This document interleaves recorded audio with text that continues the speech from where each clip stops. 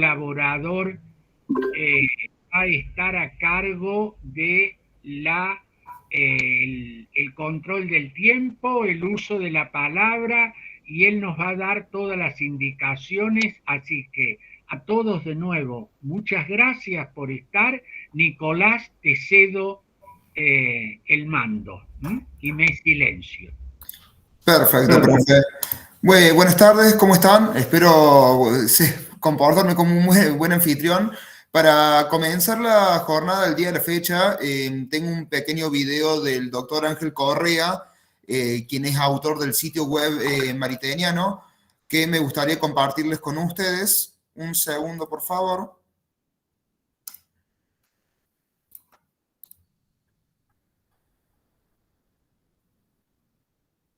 Mi nombre es Ángel Correa.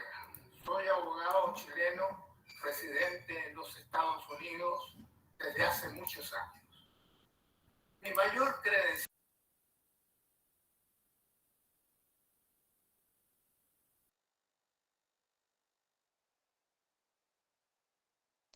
No sé si a mí, pero se cortó el audio.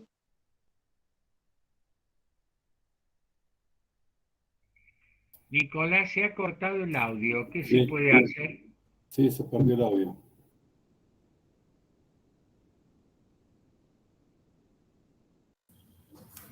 Perfecto, denme un segundo entonces. Lo voy a compartir desde otro lado.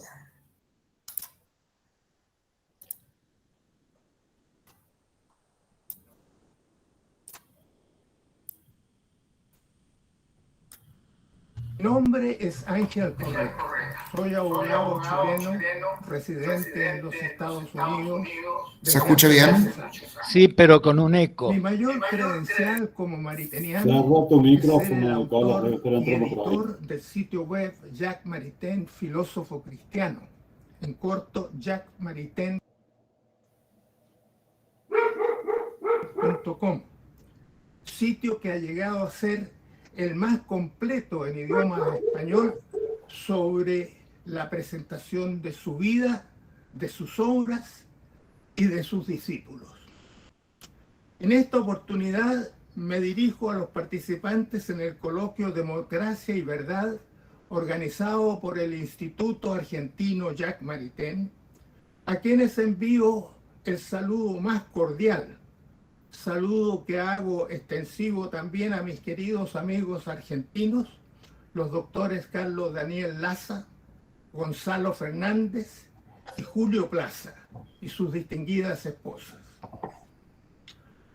Los conceptos que dan nombre al coloquio, democracia y verdad, siempre han estado en nosotros, los maritenianos, teniendo una significación extraordinaria. La democracia supone que todos los miembros de la comunidad social de cada nación piensen lo que piensen o crean lo que creen, tienen el derecho inalienable a participar en la vida democrática, atendida su dignidad irrenunciable de personas humanas. Por su parte, la verdad, definida como la conformidad de la mente con la realidad que existe fuera de la mente, supone siempre la aceptación o aprehensión sensorial de la realidad extramental, seguido siempre del juicio intelectual que determina según corresponde esto es verdadero o esto es falso. He aquí como Maritain nos presenta su visión de la integración filosófica de los conceptos democracia y verdad. Comillas. Una vez que se ha rechazado firmemente la idea altanera y superficial de que las divisiones y oposiciones en el terreno especulativo harían imposible un acuerdo y una cooperación práctica auténticas y eficaces y nos condenarían a guerras eternas o a subordinarlo todo a la victoria de un credo filosófico o religioso sobre todos los otros, se debe evitar un desvío en el sentido contrario. el cual no sería menos catastrófico, que consistiría en desconocer los derechos imprescriptibles del orden especulativo, en otros términos, los derechos de la verdad misma, la verdad que es superior a todo interés humano. Cierre de comillas. Pues bien, la razón de que la democracia y la verdad concentren la atención en este encuentro se debe a que ambas están gravemente amenazadas de destrucción total por un plan totalitario de nivel mundial fundado en el relativismo filosófico originado en la idea de que la realidad no es lo que es, sino lo que pensamos que es. En efecto, hoy día existen 3 poderes globales decididos a someter de común acuerdo la vida de todos los seres humanos a su voluntad en un sistema totalitario absoluto. Ellos son el poder financiero, el poder ideológico y el poder tecnocrático. Primero, el poder financiero, es decir, el poder del dinero, dominado por la banca internacional y las grandes corporaciones multinacionales, que procura el control total del mundo en ausencia de una autoridad mundial legítimamente establecida por las naciones de la Tierra.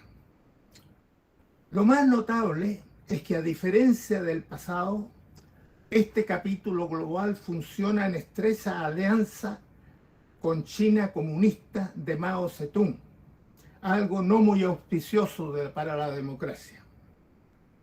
A ello se agrega que quienes controlan este capitalismo global pretenden ser una élite capaz de dirigir los destinos de un nuevo orden mundial, cuyo propósito básico es poner fin a los sistemas políticos de gobierno, eliminando las fronteras nacionales, lo que en esencia no es más que un ataque mortal a la democracia representativa de todos nuestros países.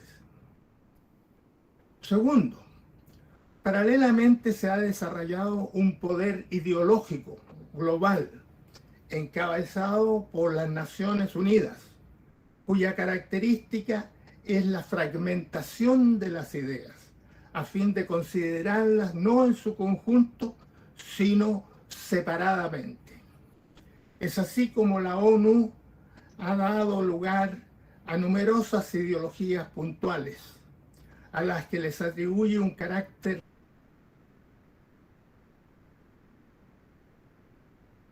para garantizar su veracidad. Entre ellas el feminismo, la ideología de género, el balance ecológico, el calentamiento global, las migraciones, la contaminación ambiental, el desarrollo sustentable, etc., que de hecho están dando lugar a profundos desacuerdos intelectuales, caso por caso, en el nivel político de las naciones, porque dejan a la vista una identidad unitaria común que sirve de camuflaje al izquierdismo político en sus diversas manifestaciones, al servicio de los marxistas que no desaparecieron porque se cayó el muro de Berlín.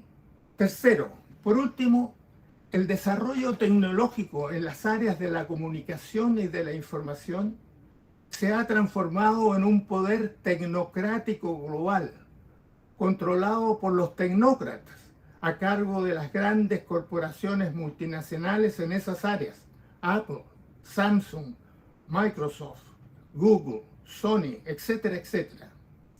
Ellas están favoreciendo y desarrollando a un ritmo extremadamente acelerado una nueva percepción de la realidad mediante el control de la información a todos los niveles.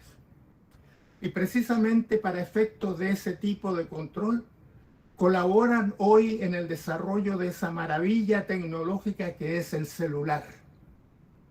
Y ojo, como todo lo que hacemos con el celular ha sido programado de antemano en forma de rutinas operacionales sistemáticas que crean una infinidad de urgencias puramente mecánicas, sin juicios de valor, también nos están adiestrando a nosotros, los usuarios, al simple propósito de alcanzar satisfacciones inmediatas. Y de allí a ser víctimas del proceso de robotización humana, no hay más que un paso: la consumación del abandono total de la inteligencia en marcha en la actualidad. ¿Cómo enfrentar semejante barbarie? El único camino comienza en la lucha diaria al nivel de cada uno de nosotros, como lo señala con su claridad habitual la siguiente nota de Maritain. Comillas.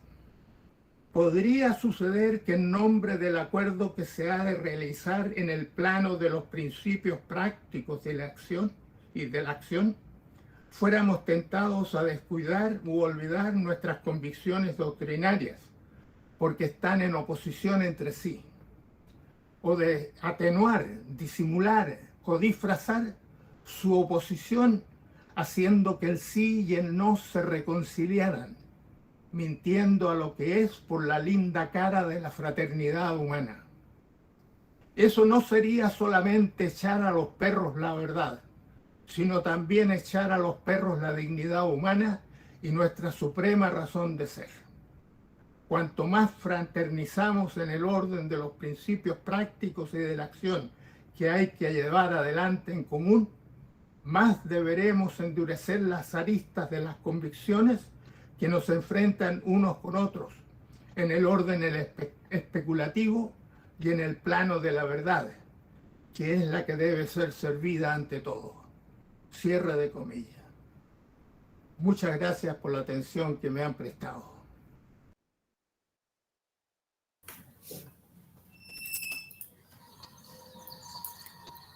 Justo el doctor Correa acaba de ingresar.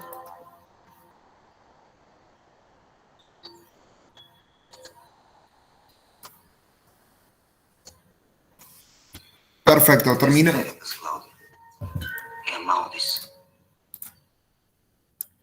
Terminado el video del doctor Correa, voy a proceder a la presentación del doctor Laza.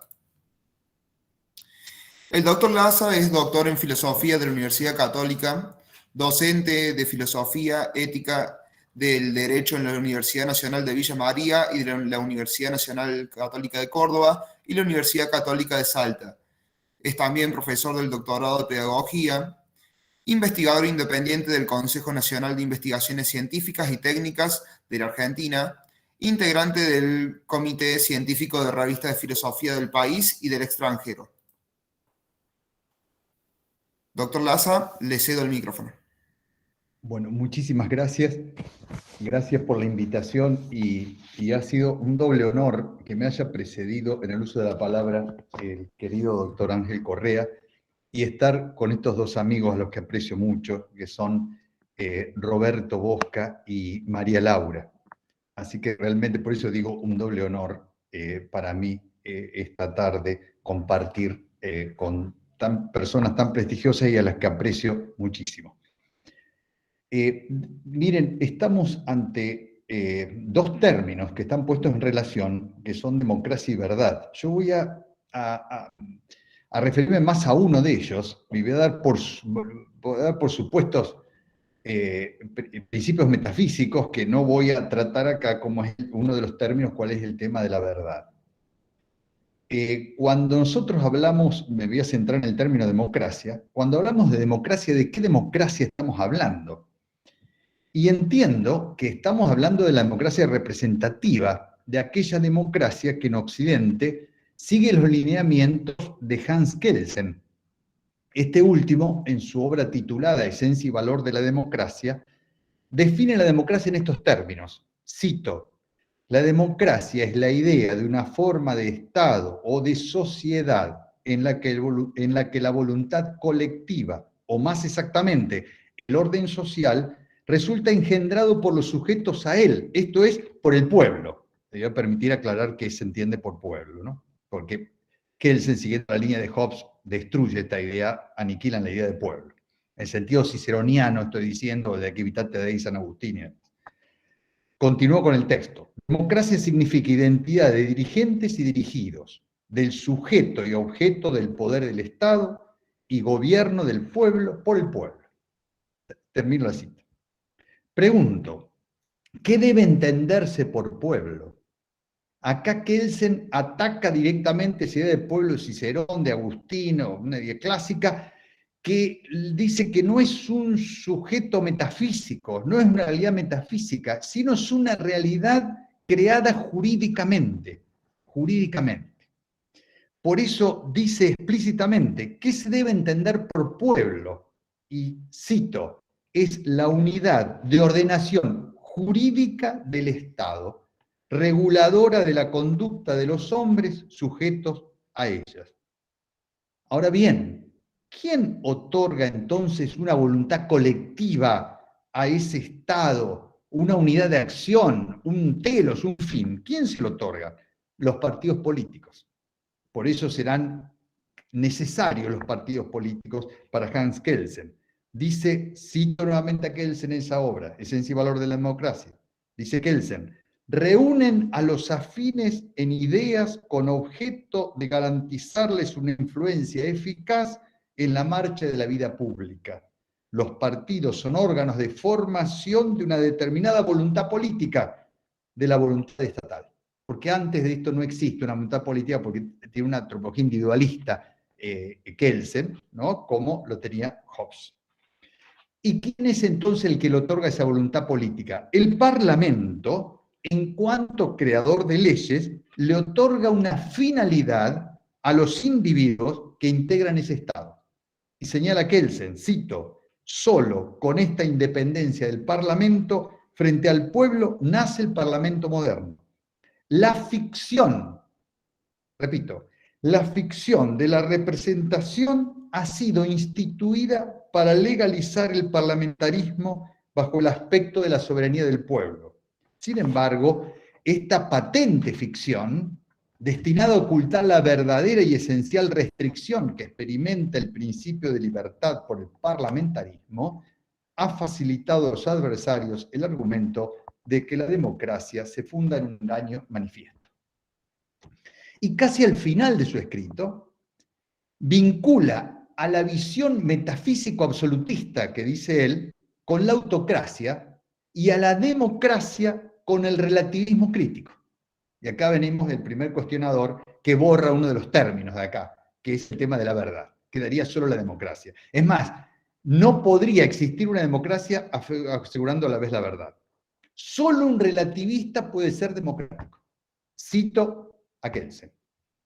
Pero si se declara que la verdad y los valores absolutos son inaccesibles al conocimiento humano, ha de considerarse posible al menos no solo la propia opinión, sino también la ajena y aún la contraria. Por eso, la concepción filosófica que presupone la democracia es el relativismo. Y añade que la democracia concede igual estima a la voluntad política de cada uno, porque todas las opiniones y doctrinas políticas son iguales para ella, por lo cual les concede idéntica posibilidad de manifestarse y de conquistar las inteligencias y voluntades humanas en régimen de libre concurrencia.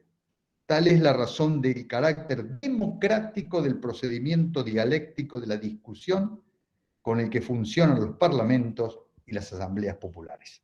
Hasta ahí la cita. Me gustaría referirme a algunos de los supuestos de orden, yo diría, metafísico, de orden antropológico, que están detrás de esta concepción de Kelsen.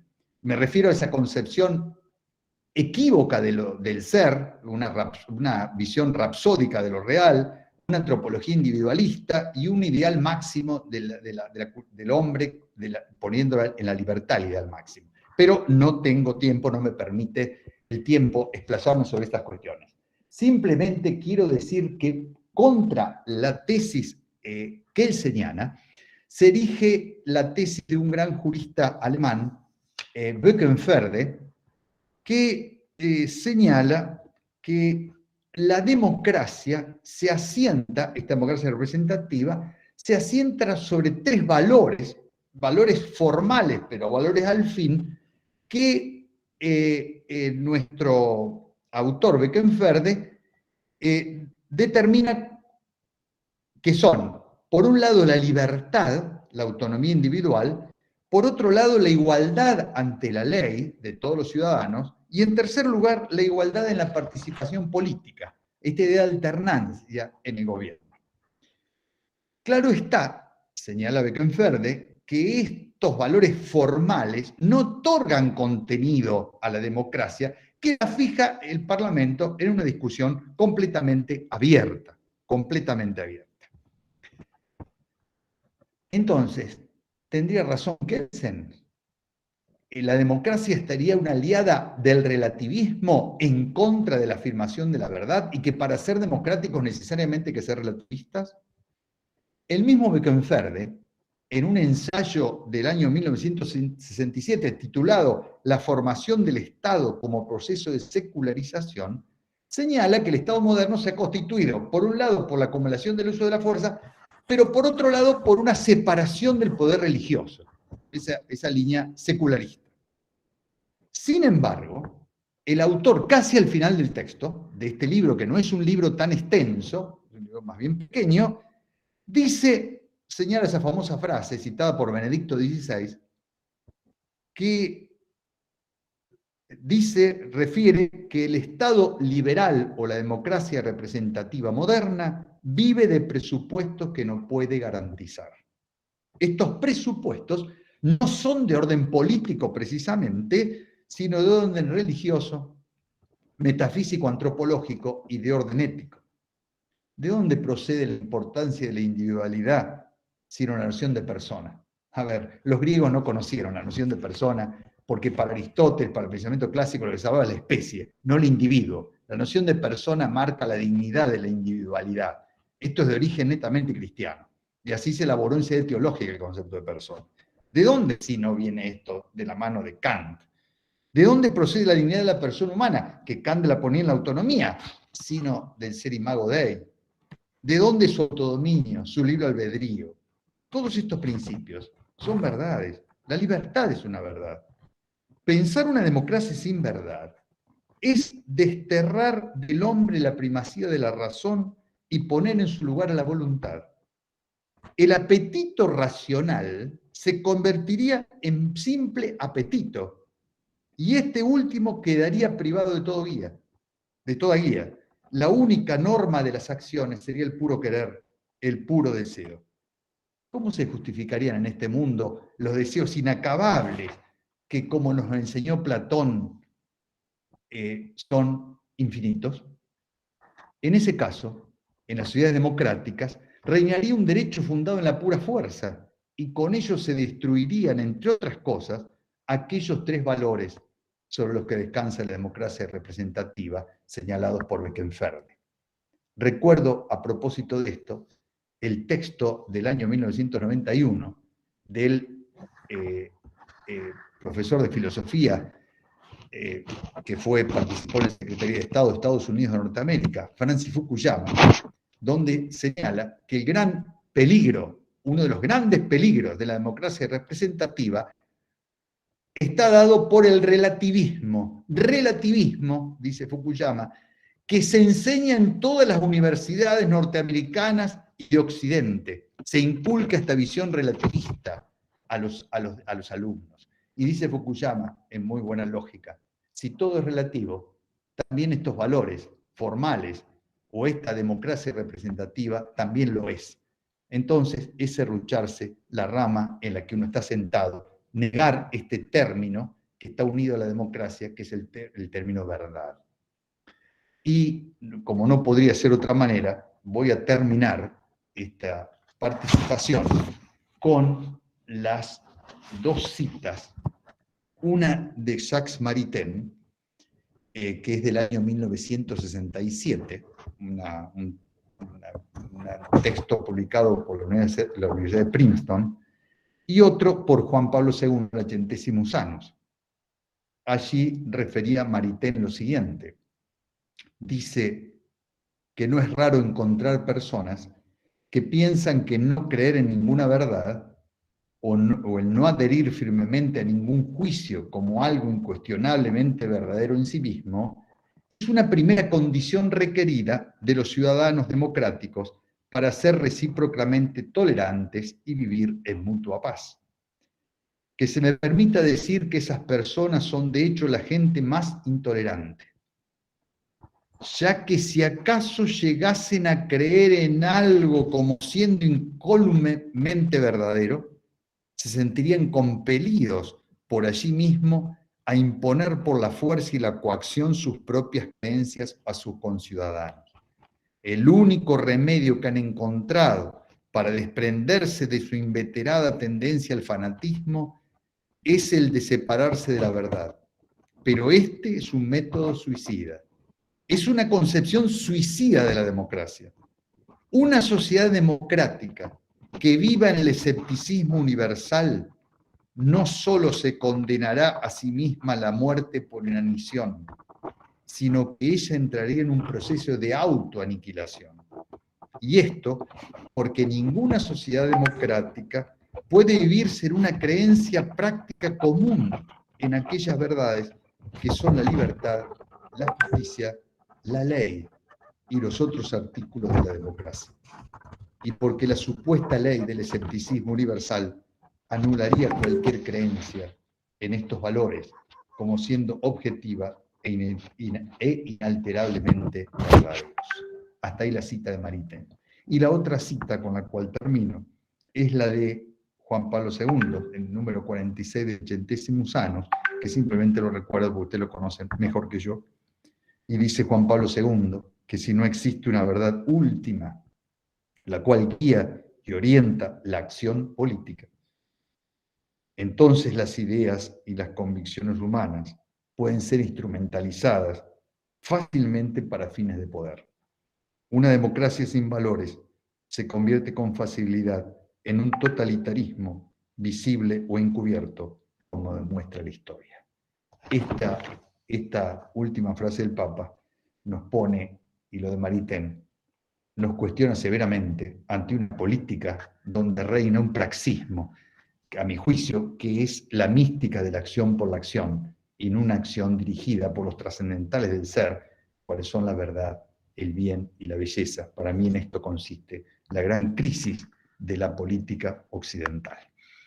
Así que nada más, creo que he respetado los minutos, así que le dejo la palabra a la distinguida María Laura. Doctora, previa a hacer la presentación de usted, doctor, muchísimas gracias por sus palabras. Voy a proceder a dejarles un pequeño formulario de Google a los fines de poder mantenernos en contacto con ustedes y poder hacer comentarios sobre el coloquio presente. Por otro lado, los voy a invitar a que las preguntas las vamos a contestar sobre el final y los voy a invitar por medio del chat a que hagan las preguntas. Las voy a estar organizando para poder hacérselas a los disertantes sobre el final de la charla. Y dicho esto, doctora Picón, vamos a hacer su breve presentación a los fines de que la conozcamos un poquito más. La doctora María Laura Picón es doctora en filosofía por la Universidad Católica Argentina, obteniendo la calificación más alta, la summa cum laude. Ha recibido la mención especial de la faja de honor el padre Castellani.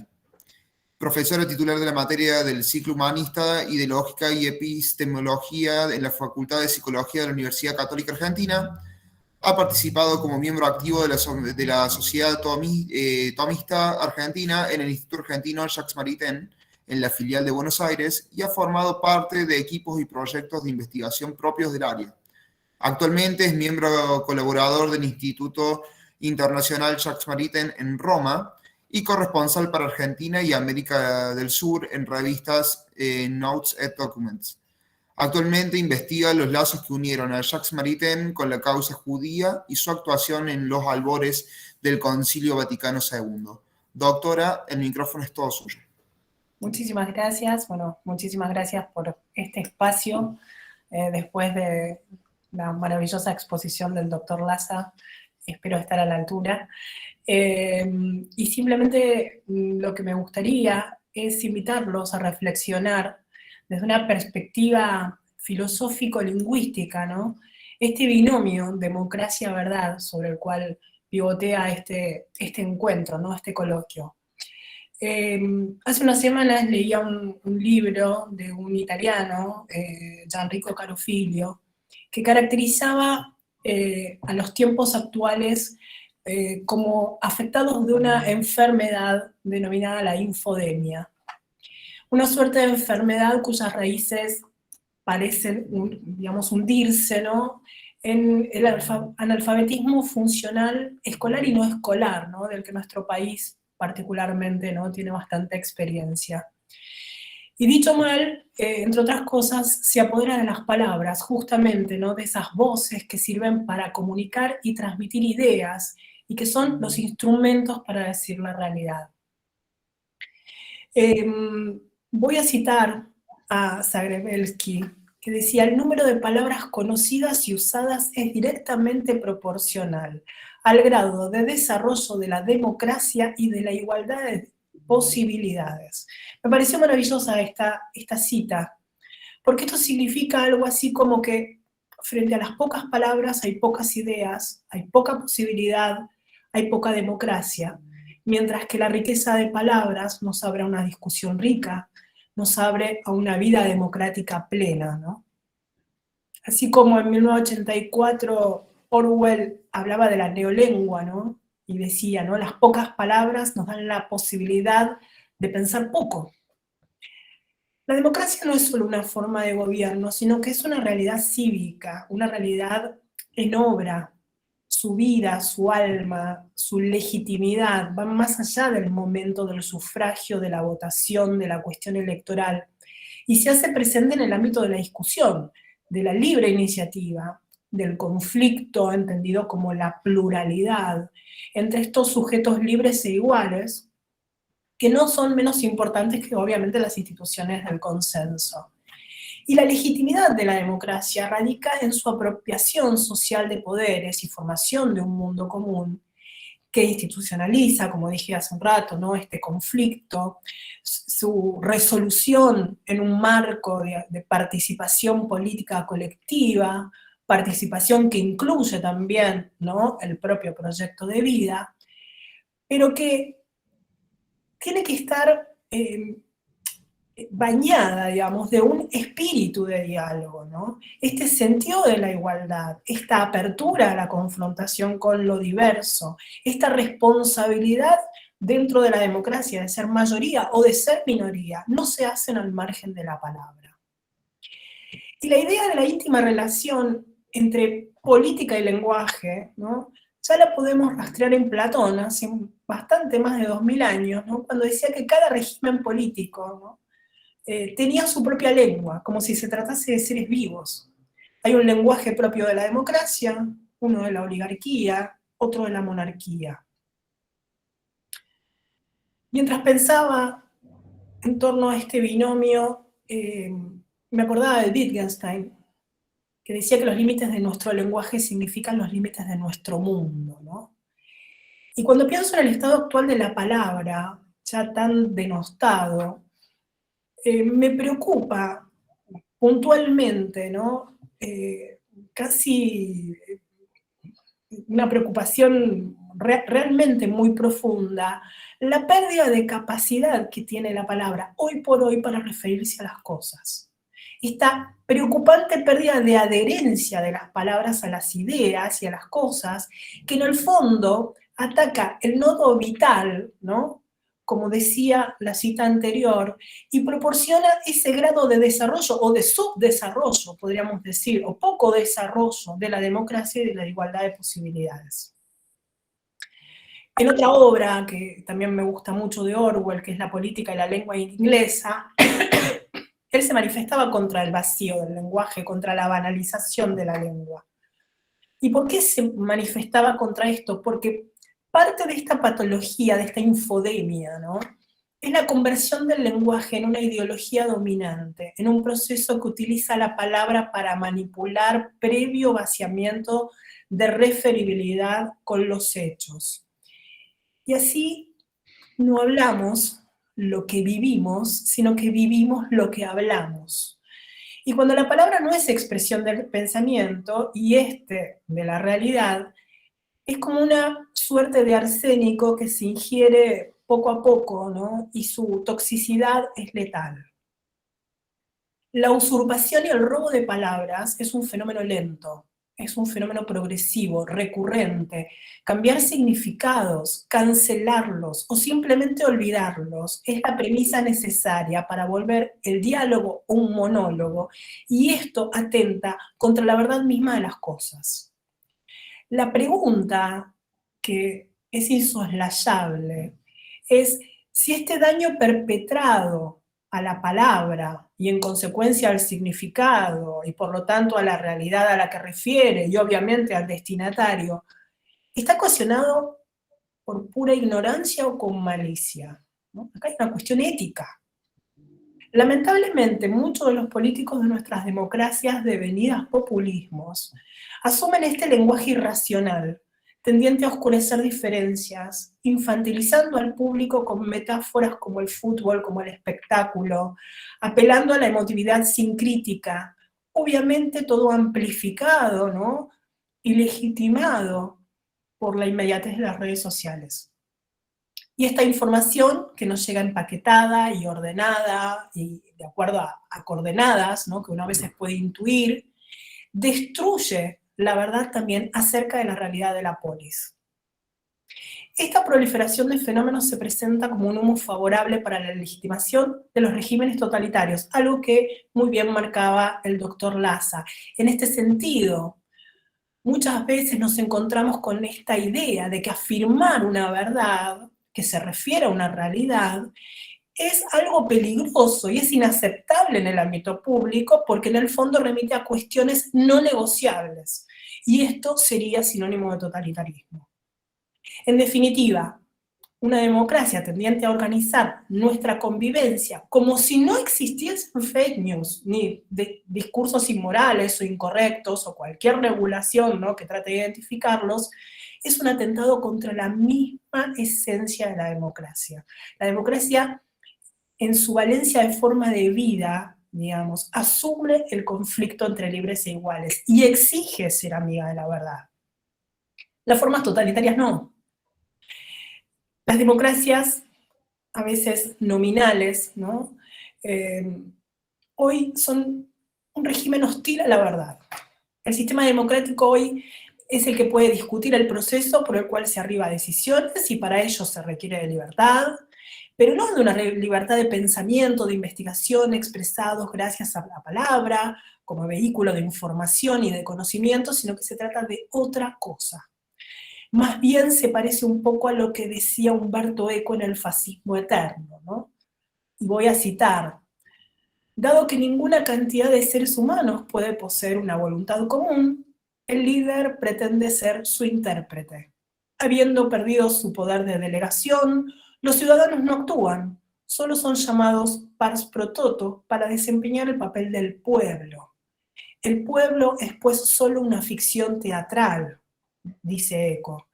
Y yo agregaría, hoy el pueblo se presenta hasta como la base legitimante del Estado democrático en el cual reside la soberanía, pero sustentado en una adherencia emotiva.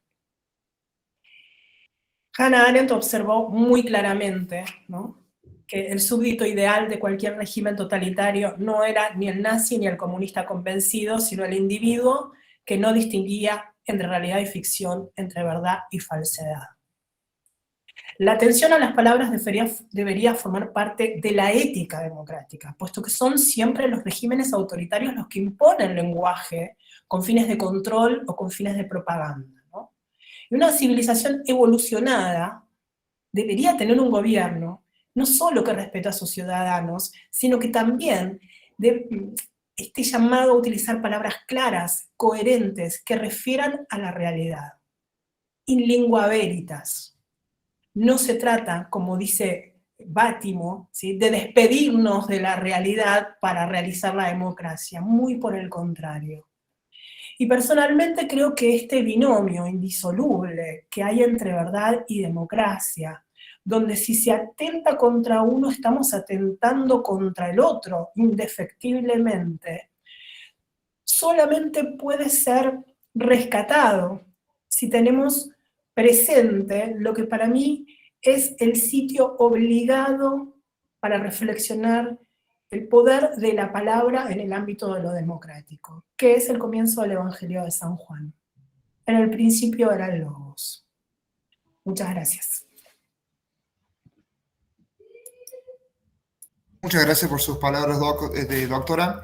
Los invito nuevamente a cualquier forma de participación, consulta que tengan, al formulario que ya lo mandé y lo estoy reenviando nuevamente por el chat.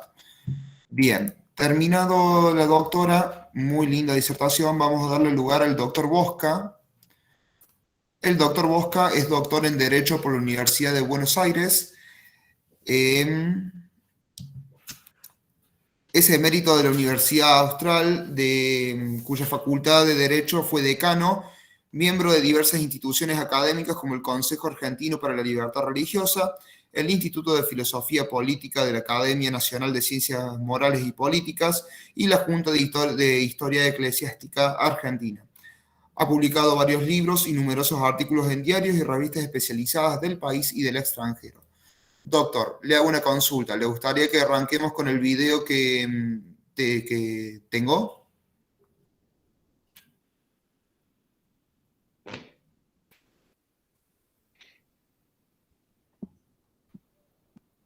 Tiene el micrófono cerrado, doctor.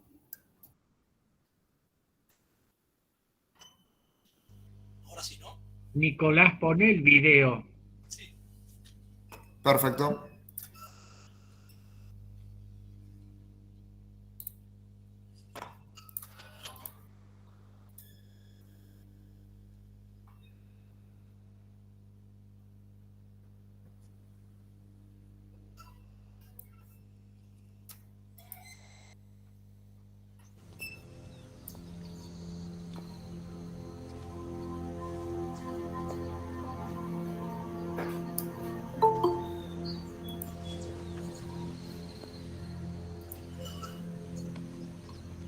Quid est veritas, Claudio?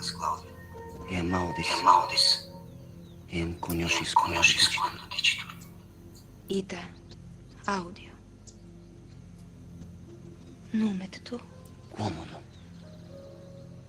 Potes mi dicere?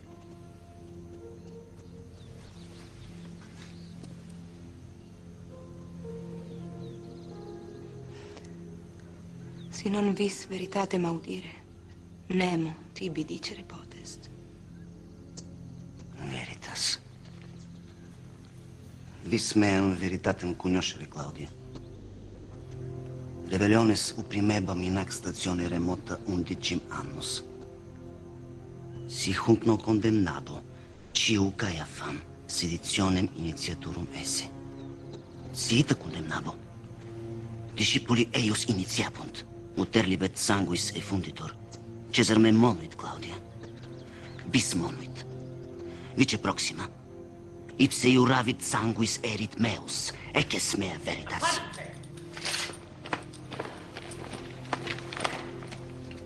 Domne, Herodos noluit hominem condemnare. Eum credunt. Necessa erit supplementum novum abere. Nolo incitare seditionem. Seditio iam est.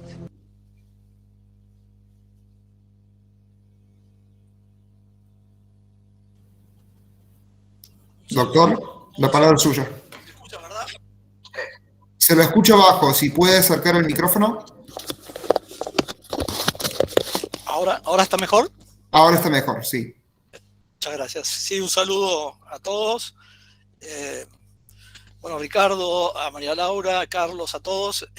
Muy buenas noches. Y sí, he querido empezar con una película porque lo mío va a ser muy aburrido, entonces se divierten un poco.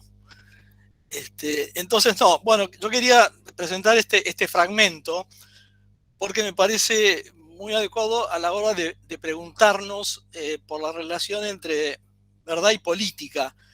O sea, me ha parecido como oportuno iniciar nuestra reflexión con un momento crucial de la historia de la humanidad, ¿verdad? Donde el gobernante se pregunta por la verdad. ¿Qué es la verdad? Quid est veritas? Se interroga Pilatos.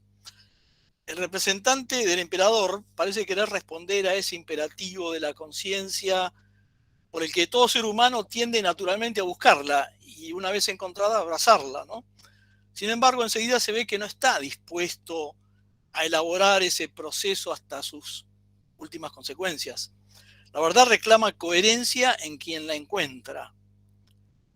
Si hay preguntas importantes, me parece que esta es una de las más esenciales en un plano existencial, pero también en su dimensión social.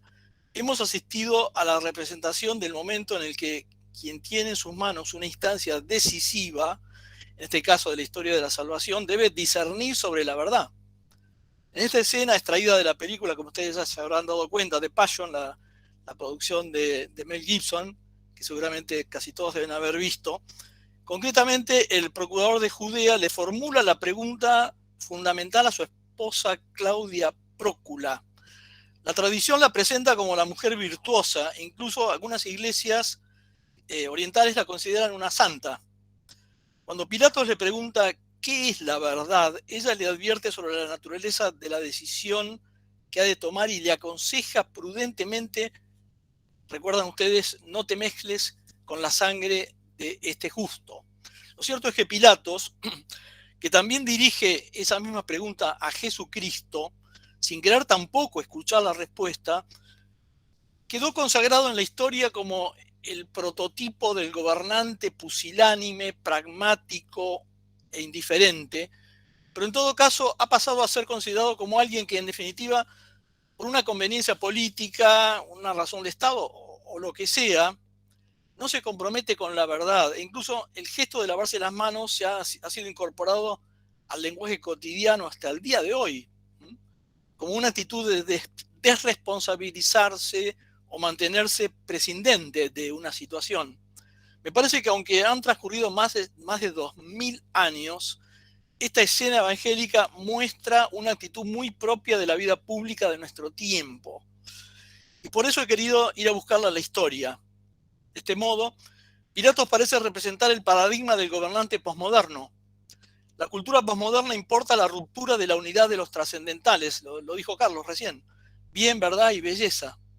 Y un rasgo caracterizante de nuestro tiempo, aún en nuestras modernas democracias, como lo han marcado mis antecesores, es el desinterés por la verdad. Este es un punto sobre el cual quiero ahora llamar la atención.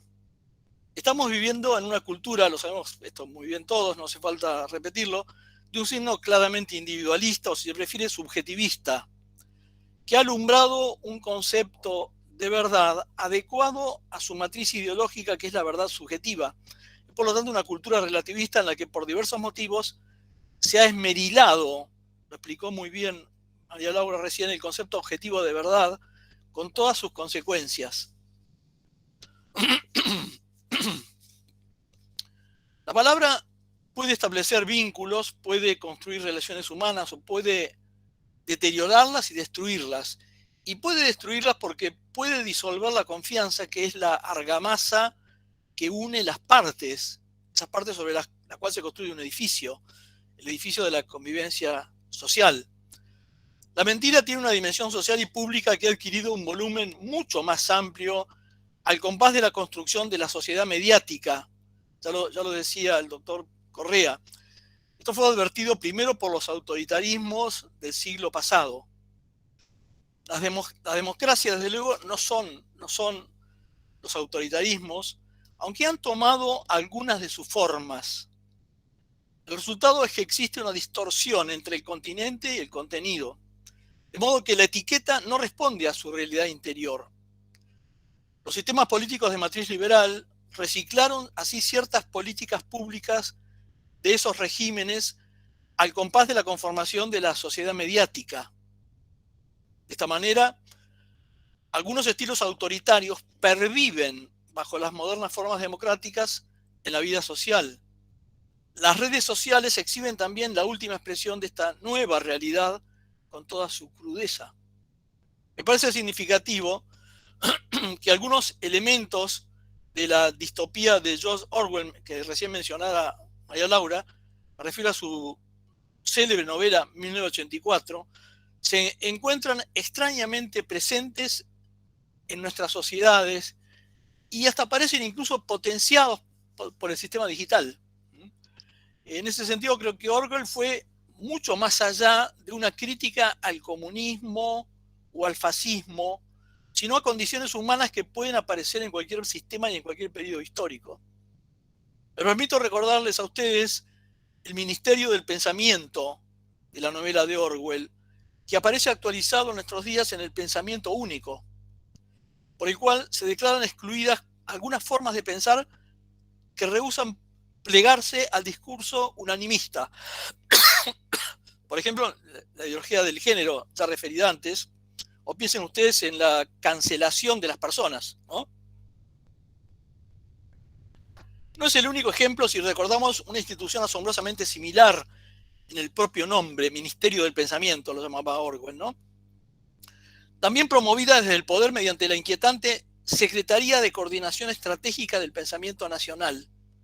Les recuerdo a ustedes, dependiente del Ministerio de Cultura de infeliz memoria. Otra característica de la sociedad orwelliana que nos parece llamativamente actual, lo mencionaba también, estoy glosando a María Laura, es la neolengua, instituida como un instrumento de control político por la cual se produce una transformación de las palabras, de tal modo que lo que no tiene una expresión en ella tampoco puede ser pensada. Lo decía María Laura recién.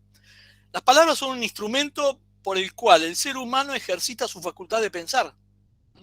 Si se suprimen los significados indeseados de la palabra, el propio concepto deja de existir en las mentes de los hablantes. En la ficción imaginada por Orwell, el Ministerio de la Verdad, Minitrust o Miniver, está dedicado a destruir los documentos históricos que no se conforman con la versión oficial de la realidad histórica. En la novela de Orwell desaparece el concepto de libertad, no existe, no tiene entidad. Este pensamiento único ya había sido denunciado, ustedes lo saben, por Alexis de Tocqueville, un siglo antes como la nueva tiranía de las mayorías, de la adveniente moderna sociedad de masas. En el pensamiento de Tocqueville, el individualismo cuya deriva constituyó la cultura de masas tiende a suscitar un tipo humano débil, él lo dice, y sin virtud ni coraje, caracterizado por el desinterés de todo lo político. El subjetivismo posmoderno acentuaría este rasgo matricial señalado por Tocqueville. La mentira se expresa mediante diversas y a veces sofisticadas formas. La post-truth o verdad es una de ellas. Esta forma se nos presenta cada vez que encendemos la radio o sintonizamos un programa en la televisión o abrimos el diario. Y se caracteriza por una expresión primariamente emocional de la realidad que constituye una verdadera manipulación de la verdad. Hay una primacía de la verdad construida que se impone sobre la verdad real. De ordinario, en el ágora pública, el tratamiento de una cuestión consiste en una acumulación de invectivas que construye una verdad sustitutiva de la realidad. A menudo, los dichos de una persona son reproducidos, si ustedes se fijan, en forma parcial y deformada, casi siempre deformada, con el fin de, entre otras razones, de destruirlo. De manera que se produce una distorsión del pensamiento original con el resultado de un verdadero maltrato de la persona. El juicio temerario está entonces a la orden del día. De otra parte, el marketing que ejerce el arte de la persuasión a la medida de la nueva cultura del consumo se ha trasladado también a la cosa pública y la política se parece cada vez más a una técnica de ventas, donde los candidatos son puestos en oferta como un producto del mercado. Las nuevas verdades son construidas a la medida de los electores De manera que no estamos ya ante la mentira de alguien que promete algo que luego quedará en el camino de las buenas intenciones, sino que estamos ahora ante promesas electorales que ellas mismas nacieron para ser incumplidas. Por eso es una realidad impuesta y aceptada de manera que ya ha sido asumido como una categoría normal, ¿no? Esto. O sea, todo el mundo lo comparte de alguna manera, ¿no? Los medios de comunicación se han convertido así frecuentemente en agencias de venta y no raras veces en instrumentos de manipulación de la verdad, de la que los mismos periodistas suelen ser también ellos las primeras víctimas. Recuerdo cuando un periodista de uno de los más grandes diarios se sinceró y me dijo: mi diario, y mencionó aquí su diario, ¿no?, el nombre, mi diario son todos avisos, dijo, son todos avisos. Los grandes diarios no, han dejado de representar la función informativa que tuvieron tradicionalmente. Los planteos de objetividad de la verdad parecen ser cada vez más una aspiración utópica y por lo tanto teórica que nadie parece reivindicar como deseable. Maritain trató sobre la verdad y la democracia, especialmente, en muchas ocasiones, pero en Cristianismo y Democracia, ustedes recuerdan, un libro que fue especialmente estudiado entre nosotros en los años 40, sobre todo, ¿no? Allí dice que la tragedia de las democracias consiste en que ellas no han logrado realizar la democracia. Pero Maritain, entonces, no tenemos que repetirlo, sino recrearlo. Y esta es precisamente nuestra tarea. Pero tenemos que preguntarnos finalmente si es posible en estas condiciones insalubres ejercer nuestros derechos y nuestros deberes, y puede parecer que nada se podría hacer en un campo de juego donde los tramposos parecen dirigir el partido. La respuesta no puede ser sino positiva. La participación es precisamente el camino señalado por el magisterio eclesiástico como un instrumento de mejorar las relaciones sociales. Pero las condiciones actuales son muy distintas de las del pasado y requieren nuevos estilos, así como virtudes humanas y cristianas como la fortaleza y el coraje, quizá en mayor medida que en otras ocasiones históricas. Zelensky nos ha recordado que todavía queda en el espíritu humano un espacio para el heroísmo. Hemos dejado atrás las sociedades de antigua tradición cristiana y hoy convivimos con personas de muy diversa condición. Ser distintos no es un obstáculo, sino una riqueza, sin embargo. Lo que se requiere de nosotros es que seamos capaces de transmitir adecuadamente nuestra visión del mundo sin desacreditar a las otras y escuchar con atención lo que dicen los demás. El diálogo es todo un arte que requiere de nuestro aprendizaje, a pesar de que algunos tengamos muchos años. Y debemos apartarnos de un pensamiento que me parece a mí que es falso, que consiste en creer que lo que nosotros pensamos es necesariamente mejor, siempre mejor que el de los demás. Debemos buscar, debemos construir, debemos promover lugares de auténtico diálogo. Me parece que este es un camino posible y muy adecuado, que es el diálogo con el distinto, porque dialogar con quienes piensan como nosotros en realidad es un monólogo. Tenemos que convencernos de que podemos enriquecernos aún de los que piensan muy distinto, a veces hasta incluso diametralmente diferente de nosotros. Quizá también por eso mismo. Y convencernos de esto que yo lo vengo pensando hace mucho tiempo, que es, a través del diálogo somos más. Bueno, muchas gracias. Muchas gracias a usted, doctor. Finalmente, para un cierre de este coloquio, se lo voy a dejar a cargo del doctor Plaza. El doctor Plaza es profesor de Derecho Político durante más de 30 años. miembro titular del CALIR, autor de numerosos artículos y participante en numerosos encuentros y coloquios nacionales e internacionales. Doctor, la palabra es toda suya. Perdón, Nicolás, podríamos hacer un breve, para que primero, o sea, Plaza cerraría, pero me gustaría, tenemos media hora aún, para que se puedan procesar las inquietudes de los participantes. Sí, profe, ¿cómo no? Tenemos una pregunta de Patricio Fernando Lombardo. La palabra es suya. Bueno, mis felicitaciones para... no sé si me escuchan bien, ¿sí? Sí, sí, fuerte y claro. ¿Sí? Bueno, mis felicitaciones para mi amigo Carlos Daniel y la doctora Laura Picconi, para Roberto, doctor Roberto Bosca.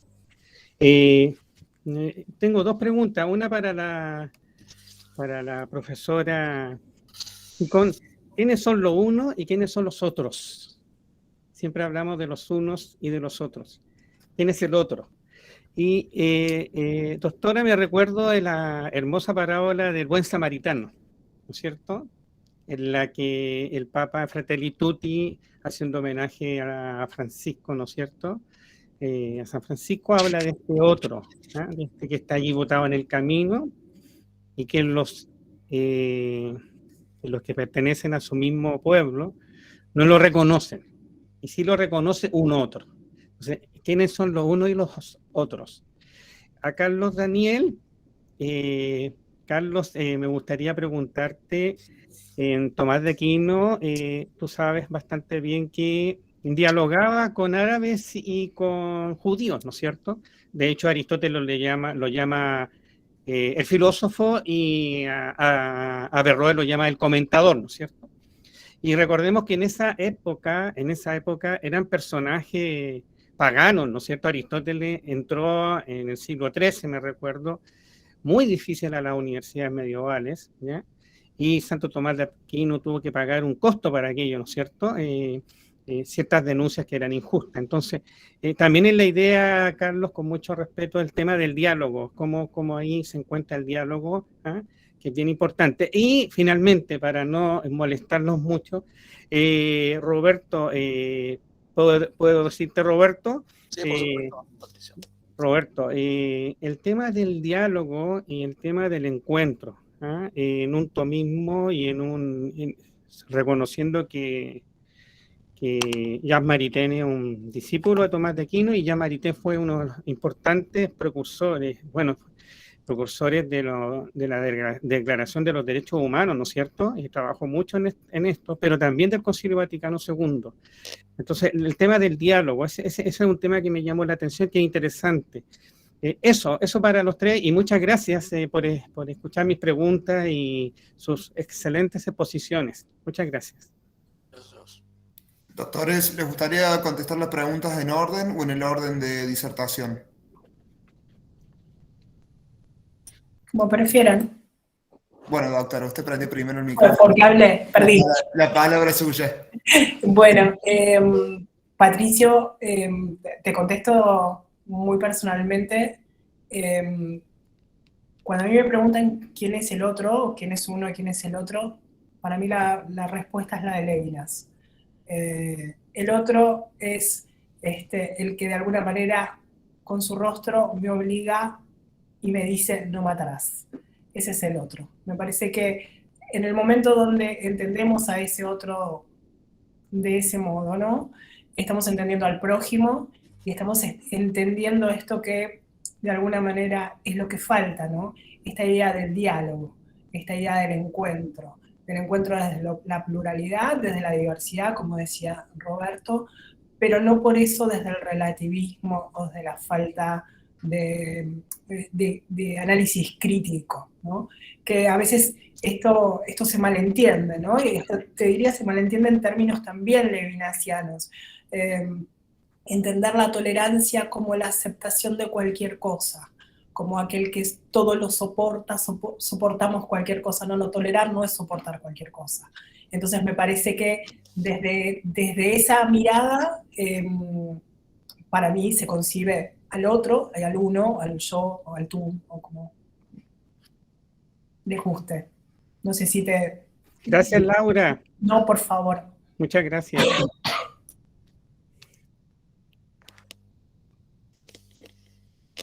Doctor Bosca, ¿le gustaría responder su pregunta? Sí, bueno, me gustaría decir esto darle, digamos, un énfasis a algo que dije recién, que, digamos, el diálogo tiene que tener también lugares, o sea, creo que que hay pocos lugares de diálogo que debemos promover, crear, facilitar lugares donde puedan juntarse gente diversa, porque al menos en lo que veo en la Argentina, no sé, en otros países quizás es distinto, es que hay muchos lugares donde están los que piensan parecido o igual, y hay pocos lugares donde están los que piensan diverso. Me parece a mí que tendríamos que fomentar este encuentro, y por otro lado también conocer más a los otros, y eso significa relacionarnos más con quienes no piensan como nosotros, porque nosotros todos creo que tenemos una tendencia natural a juntarnos con nuestros homogéneos, ¿no? O sea, con los que son como nosotros, es natural. Pero creo que tenemos que hacer un esfuerzo para precisamente ir al conocimiento, porque creo que conocer más a las personas, al conocerlas más se las comprende mejor también.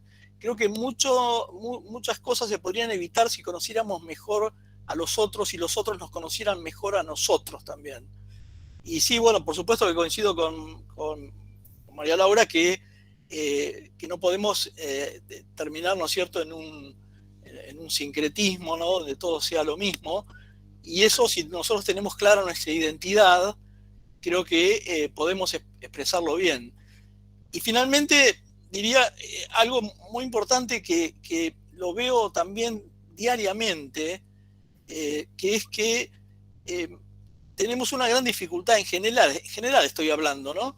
Tenemos una gran dificultad en escuchar al otro, que quiere decir enterarnos realmente qué es lo que el otro está pensando y está diciendo, y no estar esperando que termine de hablar para nosotros caerle con todo y pulverizar sus argumentos, digamos, ¿no? O sea, me parece a mí que no es tan importante contradecir los argumentos, sino establecer puntos de mutuo acuerdo que tenemos muchos con muchas personas. A lo mejor estamos hablando con una persona en la cual disentimos en 2 o 3 y a lo mejor tenemos 10 puntos de acuerdo. Y entonces estar permanentemente en los 2 o 3 creo que no hace una buena convivencia, y no es lo que me parece que Maritain quería, digamos, cuando hablaba de una nueva sociedad, ¿no? Muchas gracias, doctor. Doctor Laza. Patricio, muchas gracias por la pregunta. Yo creo Tomás de Aquino no pasó no conoció a Hegel, no sufrió la influencia de Hegel. Nosotros sí, nosotros somos amadores de la historia, adoramos la historia, no la verdad, lamentablemente. Y por eso vivimos bajo el falso dilema de lo viejo y de lo nuevo, nunca de la verdad y del error. Vivimos así. Tomás de Aquino no vivió eso. Tomás de Aquino sabía que en Éxodo 3:14 Dios se había autodefinido diciendo yo soy el que soy, y sabía que su inteligencia jamás podía agotar esa riqueza infinita del Creador, la inteligencia de Tomás de ningún mortal. Y sabía también que Dios había creado las cosas de la nada y les había dado un orden, donde había algo que cambiaba y algo que permanecía, y que el hombre era capaz de alcanzar algo verdadero, que es esa, como decía el doctor Correa al principio, cuando mi inteligencia, a través del segundo acto del espíritu llamado juicio, hace una afirmación a nivel del ser y dice esto es tal cosa, y eso se adecuaba a los significados y hablamos de verdad. Tomás de Aquino sabía eso, sabía que el hombre podía conocer la verdad. Éramos capaces, pero no coincidir absolutamente con la verdad. Por eso el que reconoce una verdad absoluta con la cual no puede coincidir es esencialmente dialógico, porque en ese logos, que es inagotable para una inteligencia finita, se funden las diversas aproximaciones de los hombres a esa verdad absoluta, y por eso la necesidad de dialogar, y por eso lo que decías, Patricio, esa necesidad de escuchar, de audire, obedecer, escuchar a Vicena, escuchar a los musulmanes, escuchar a los judíos, etcétera, etcétera, a punto tal, fíjense que los escuchó tanto, que en algún momento hasta se apartó del propio Agustín cuando critica por el tema de las causas segundas, su famosa noxiología, ¿no? Diciendo que hay un intelecto agente, que el alma humana produce algo propiamente, en contra del gran Agustín, nada más y nada menos de las interpretaciones agustinianas, vicenianas, etc. Bueno, así que el gran problema, yo creo, del creyente es abrazar la verdad, esté donde esté. Nuestro gran dilema ético no es viejo o nuevo, sino verdad o error. Digo esto porque lo remarco, pero lo subrayo porque hay gente que vive, es hegeliana, aunque se diga que es cristiana, es hegeliana. Hay unos que viven en el siglo XIII, otros en el siglo XIV, otros en el siglo 40, qué sé yo. Pero ninguno vive de acuerdo a la verdad que debe descubrir y hacer un esfuerzo y recuperar lo verdadero y seguir descubriendo nuevos aspectos de la verdad para transmitirla y compartirla entre todos los hombres. Yo creo que Tomás de Aquino no tuvo la conciencia hegeliana, no adoraba la historia, sino adoraba al creador que había fundado la historia con la creación. Así que eso es lo que te puedo decir, Patricio, y su gran problema como hombre de fe era qué filosofía utilizar que sea la mejor, la más apta para comprender la fe sin corromper aquello que creía, ¿no? Porque ese era la fe era lo fundamental para un teólogo como Tomás. Eso te puedo decir, Patricio, nada más. Así que muchas gracias. Un abrazo, Carlos. Tenemos dos preguntas más de Ángel Giulio. La palabra es suya. Y después Daniel Ballini. Ángel, no se te escucha. Debe prender el micrófono. ¿Ahí me escuchan? Ahora sí. Bueno, les agradezco a los disertantes la exposición que han tenido. Realmente han profundizado en diversos aspectos de la filosofía política y de la doctrina cristiana, a la cual adhiero plenamente.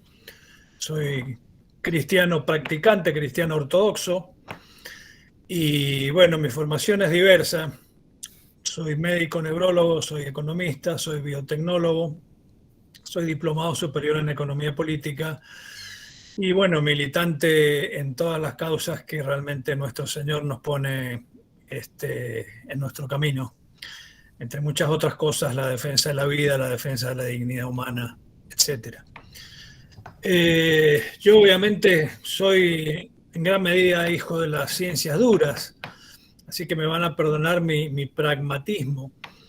Pero bueno, en primer lugar,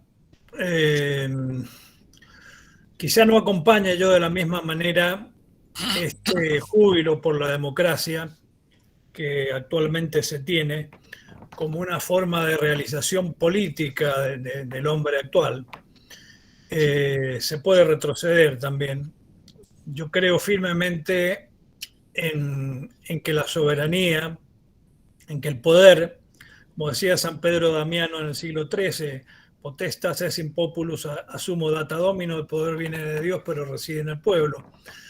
Creo en la soberanía del pueblo como organización política, como organización natural, no como una organización que viene, digamos, desde lo ideológico o desde categorías hegelianas, sino como una institución natural tal cual es la misma familia.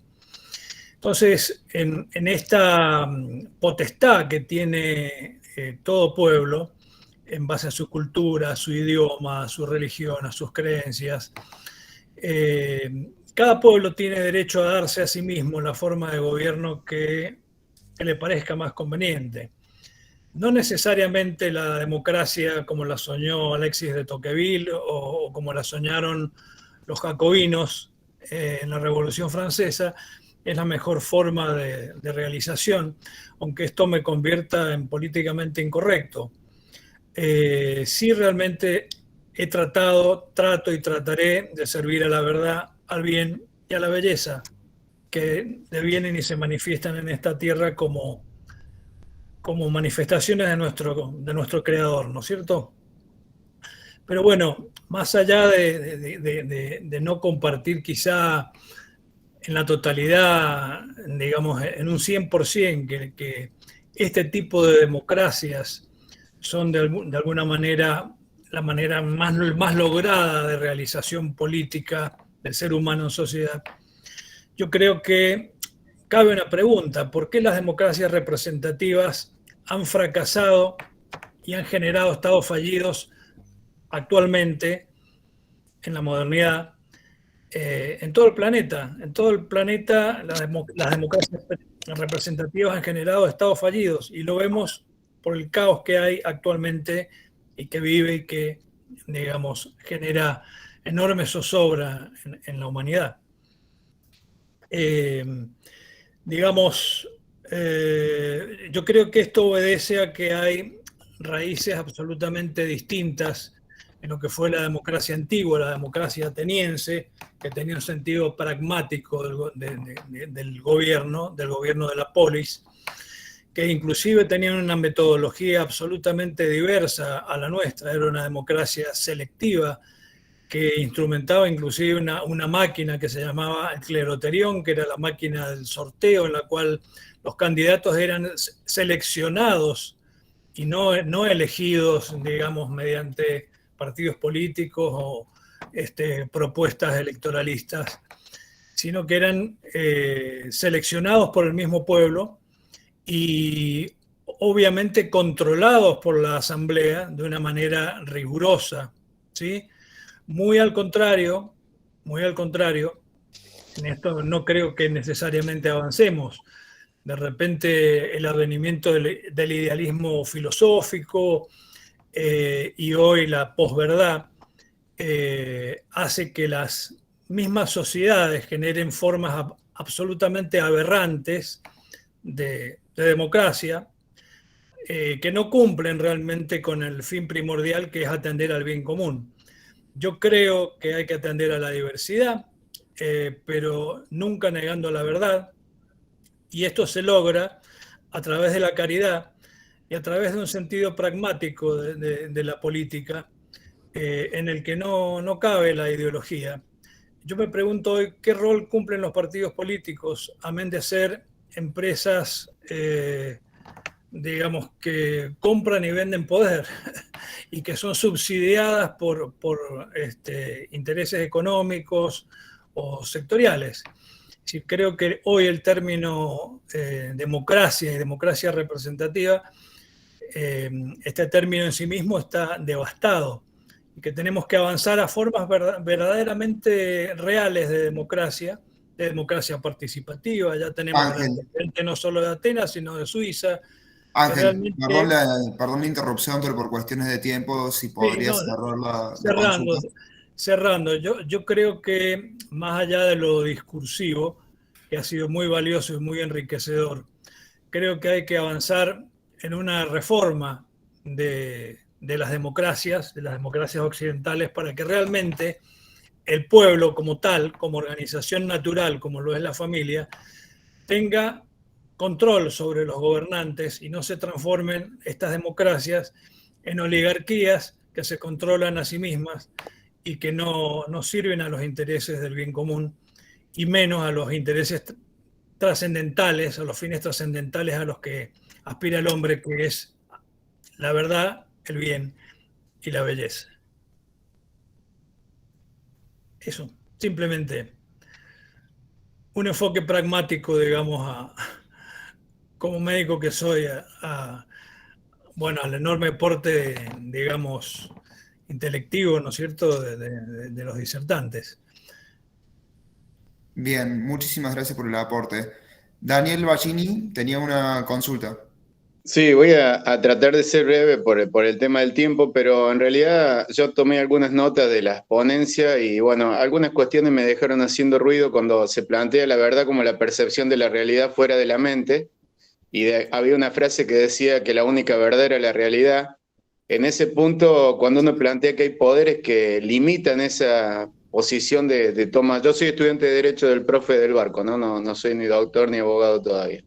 Pero digo, la idea esta de lo financiero, lo ideológico y lo tecnocrático, cuando uno plantea lo financiero como transnacional, hoy el capital es un capital global que ya no tiene asentamiento en ningún país, por lo cual los países han perdido también cierto poder y cierta autonomía, y en lo ideológico la fuerza del feminismo, todo lo que es los ecosistemas, toda la cuestión esta del ecológico, va dividiendo la sociedad en fragmentos y lo va usando a través de lo tecnocrático, donde 8 de cada 10 personas se informan a través de un solo grupo que comparte la información. Digo, teniendo claro eso y viendo después la exposición del doctor Laza cuando plantea que es una ficción la cuestión de la democracia y digamos que no hay verdad porque hay una ficción en la democracia.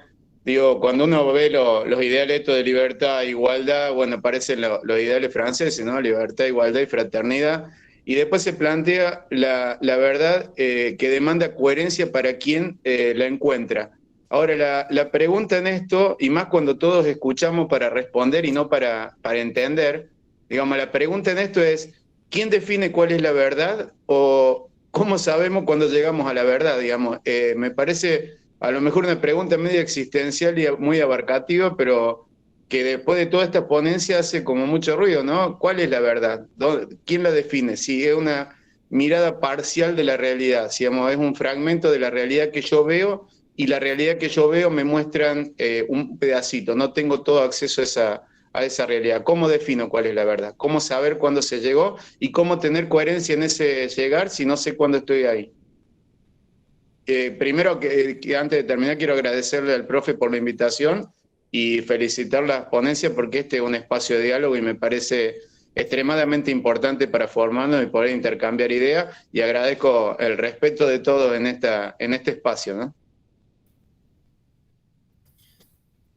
Muchísimas gracias, Daniel. Doctores, ¿a quién le gustaría contestar la pregunta? Doctor Laza, que fue interpelado, doctor Bosca, que, bueno, fue el que más trató el tema.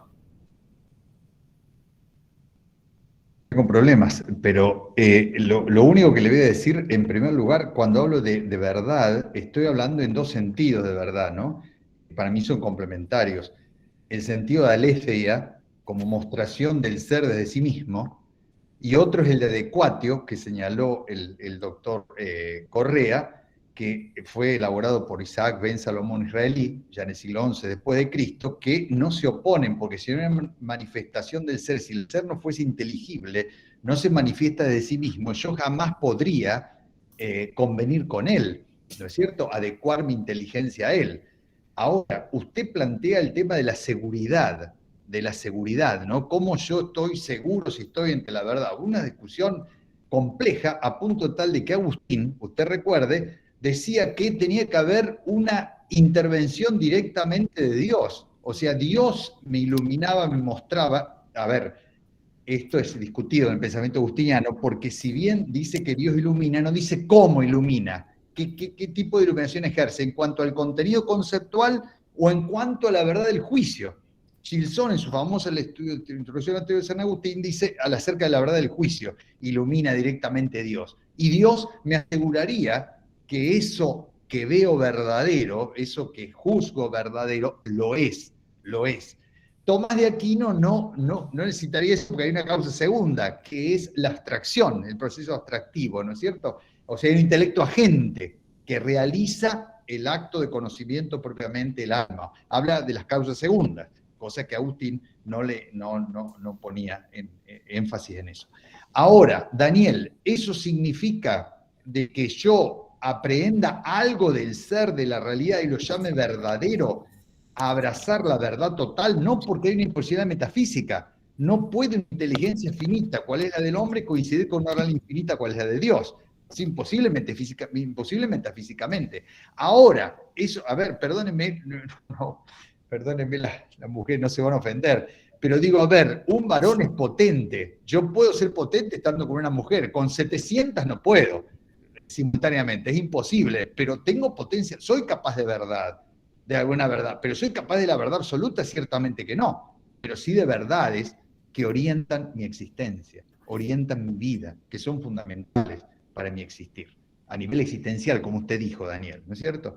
Entonces, eso es lo que yo le puedo decir. Y este tema de la verdad es tan caro, tan importante, que no hace referencia a la democracia.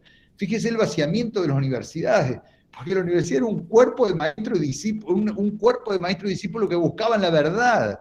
Estaban enamorados de esa verdad, la buscaban y luego que la descubrían, la daban, la dos quinta, doy la ciencia. Hoy esa verdad ha desaparecido. Por eso reina también el utilitarismo en la vida. No está la pregunta que se pregunta a todo alumno, no es dónde está la verdad, sino para qué me sirve esto que me va a dar el profesor. O sea, el utilitarismo. Entonces, eso le puedo decir yo, Daniel, como esa verdad en cuanto al ECEA y adecuatio, debe ser cultivada por nosotros, y la intención, y que vaya acompañada por una recta intención, que como decía Roberto, muy bien en su exposición, una recta intención hasta de la búsqueda de la verdad cuando dialogo, porque al otro en justicia le tengo que adjudicar lo que dice, no lo que yo digo que dice o lo que dicen que dicen, sino lo que realmente dice. Por eso hay actitudes morales en el diálogo, no son solo teóricas, hay actitudes probablemente estrictamente morales, en este caso, esa dar al otro lo que le corresponde. Así que, Daniel, es lo que yo le puedo decir, más no le puedo decir. Así que muchas gracias. No, gracias a usted, doctor, por la respuesta. Bien, ¿tendremos alguna consulta más, alguna pregunta más? Bueno, en cuyo caso, doctor... Sí, profe. Sí, simplemente una cuestión instrumental. De nuevo, yo les agradezco a todos y cada uno su participación. Todos van a recibir esta grabación una vez que la hayamos editado, y este es el comienzo de una serie de ciclos. Este es el primero. Nada más que eso, yo le dejo la palabra al presidente, al doctor Julio Plaza, que es quien va a cerrar este coloquio. Simplemente, tanto se ha hablado de la verdad, vino a mi memoria algo que siempre lo uso, que es de Machado. Mi verdad, no. Tu verdad, tampoco. La verdad. Y vamos juntos a buscarla. Le cedo la palabra al doctor Plaza.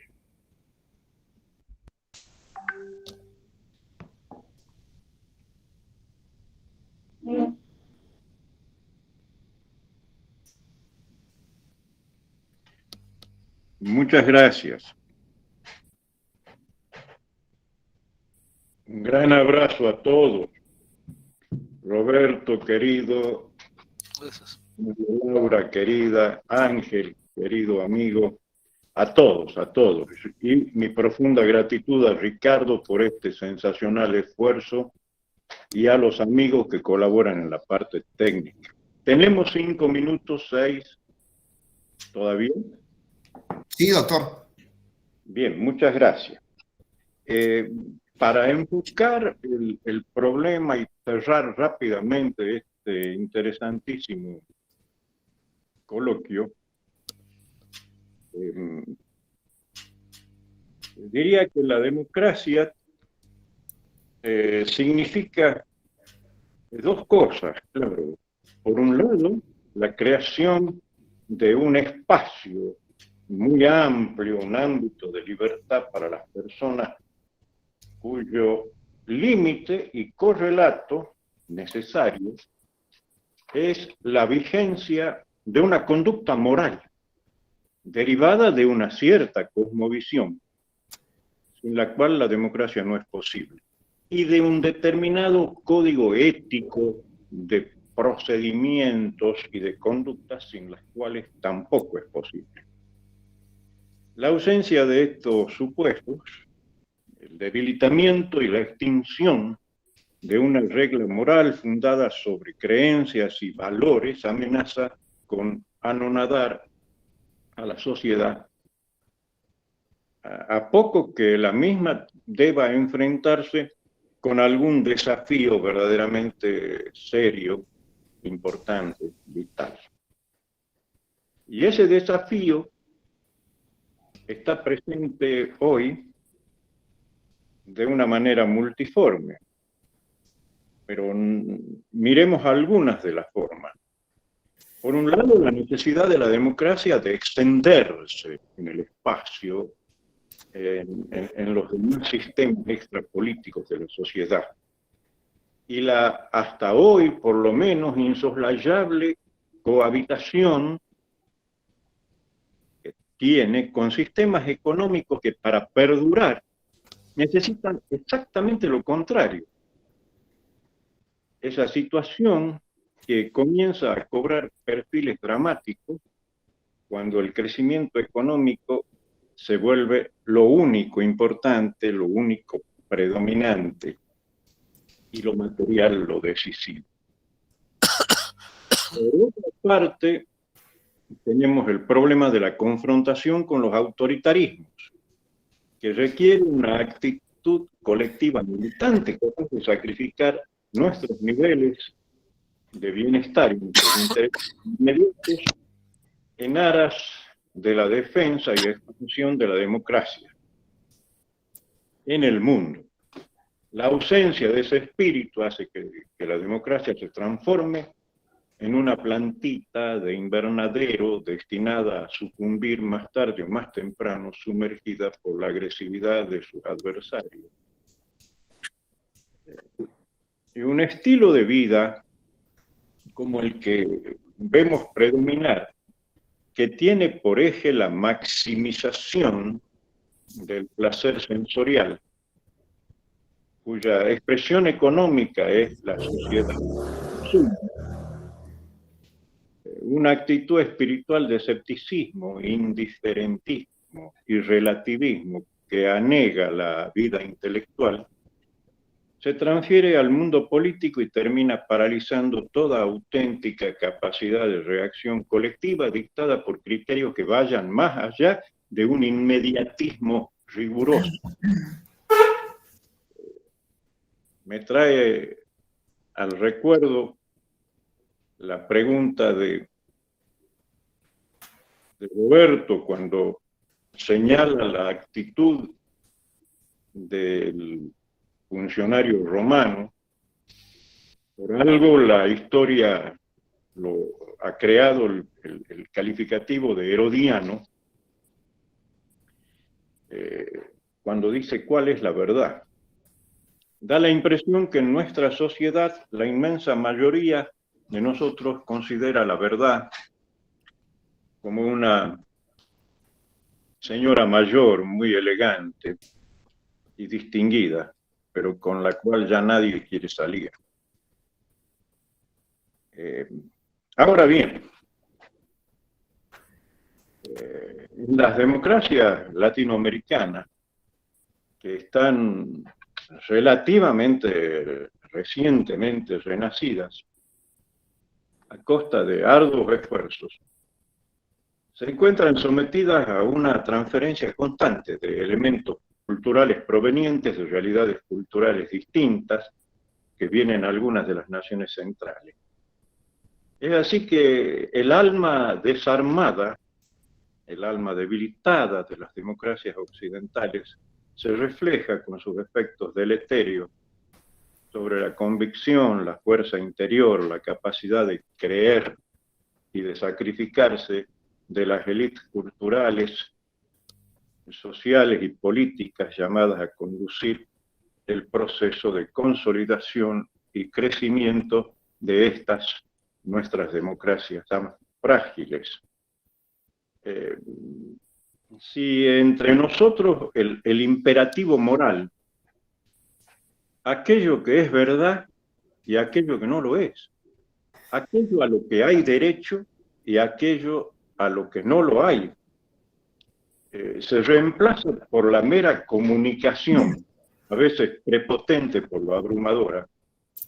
Si el humanismo heroico, que puede movilizar las voluntades en un combate ciertamente difícil, sucumbe frente a la desintegración de lo humano, en las creencias sociales y en la práctica diaria del consumismo reflejo y desenfrenado, si la cultura sensorial, puramente sensorial, hace trizas el sentido de la responsabilidad y del deber, sin los cuales la libertad naufraga inevitablemente en el caos, nuestras democracias de baja presión, nuestras democracias light, correrán grave peligro. Podría suceder que empiece a considerarse que esa vieja señora en realidad ya ha muerto. Aún más, el pragmatismo y la difuminación ya incontenible de los marcos éticos que ese pragmatismo comporta, es llevado mucho más allá de la dosis necesaria para contrarrestar el peligro de las intoxicaciones ideológicas. Se ha llegado hasta extremos inspirados en las versiones más agudas del individualismo y de los diversos particularismos. Ya no hay ninguna verdad. En efecto, uno de los efectos, por lo menos, ya lo estamos viendo en la conversión de los partidos políticos en meras herramientas, máquinas electorales, en desnudos aparatos de poder, incapaces de ocultar bajo retóricas cada vez más huecas la ausencia de ideas. Así, los 1000 pequeños maquiavelismos de las llamadas políticas prácticas, estamos citando a Maritain, para concluir, preparan el advenimiento de los grandes maquiavelismos, allanan el camino a los autoritarismos y después a los totalitarismos, socavando la confianza de los gentes en los partidos, en sus ideas y en sus programas. Esto que sirve de un pobre cierre a mi cargo ante tan hermosas exposiciones, es para poner de relieve el gran acierto de la elección de tema de democracia y verdad para nuestra reflexión. Y mi deseo, mi esperanza de que esta reflexión se prolongue en el tiempo en las nuevas actividades que ya se encuentran en preparación y a las cuales desde ya los invito cordial y fraternalmente. Muchas gracias.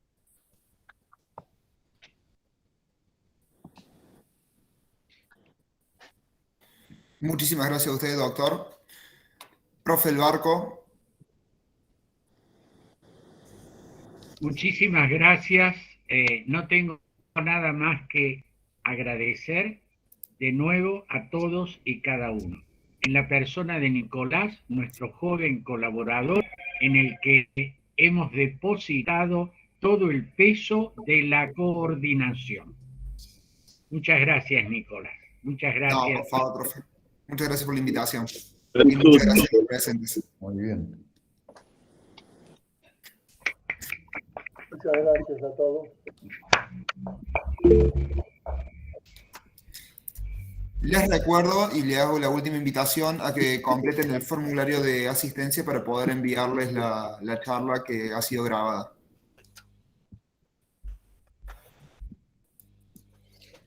Gracias por la invitación. Buenas noches a todos. Buenas noches.